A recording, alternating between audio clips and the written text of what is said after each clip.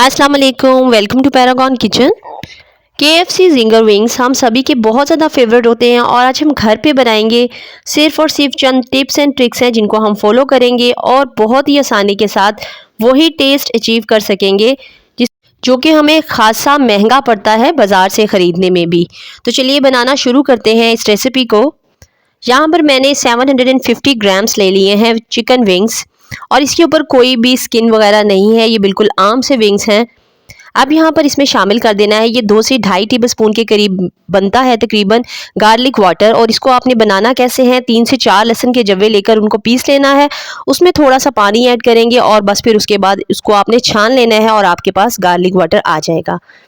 शामिल करने के बाद आपने डाल देने हैं 2 बड़े चम्मच दही के, साथ में 1 टेबलस्पून कुटी हुई लाल मिर्च का डाल देना है, आधा टेबलस्पून आपने इसके अंदर डाल देना है पिसी हुई लाल मिर्च का पाउडर और 1 टीस्पून आपने इसके अंदर शामिल कर देनी है काली मिर्च कुटी हुई। अब यहाँ पर आपने 2 टेबलस्पून इसके अंदर सोया सॉस शामिल कर देने हैं, 2 टेबलस्पून ही रेड चिली सॉस और आधा टेबलस्पून आपने इसके अंदर मस्टर्ड पेस्ट शामिल कर देना है।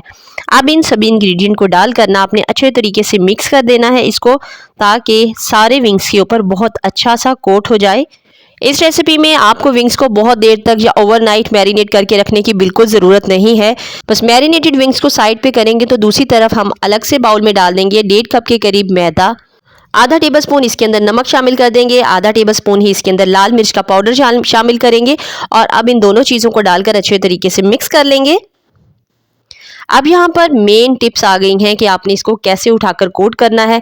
सबसे पहले आपने इसको ड्राई मैदे के अंदर कोट करना है, लेकिन अभी फर्स्ट टाइम आपने इसको दबा दबा कर कोट नहीं करना, बस आराम से कोट करना है।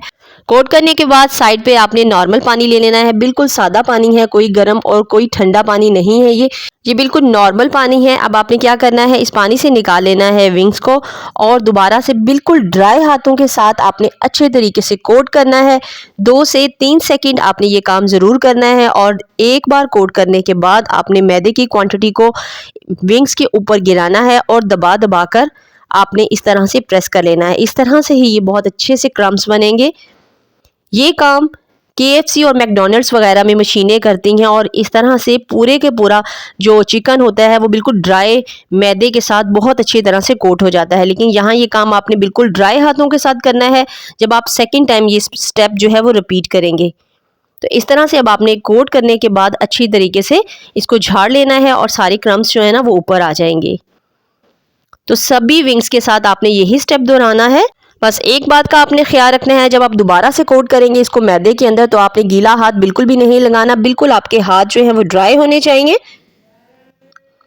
तब आपने इस तरह से इसको प्रेस करना है।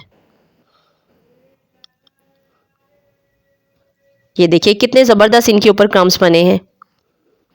इस तरह से सारे विंग्स को हमने कोट करके मैदे में रख लेना है और ये देखिए 4 से 5 मिनट के अंदर आपका ये काम हो जाएगा और उसके बाद आपने तेल को गर्म होने के लिए रख देना है चूल्हे पे।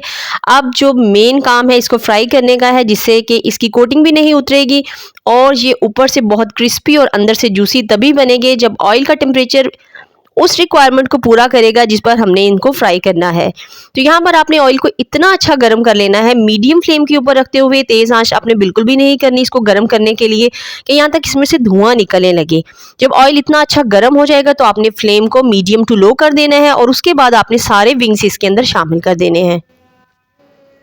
तो चिकन विंग्स को फ्राई होने के लिए तकरीबन 10 मिनट ज़रूर लगेंगे। आपने 10 मिनट तक इनको मीडियम फ्लेम के ऊपर रखते हुए फ्राई करना है जब तक सारे के सारे बबल्स जो हैं वो ऑयल के ऊपर से रिमूव हो जाएं।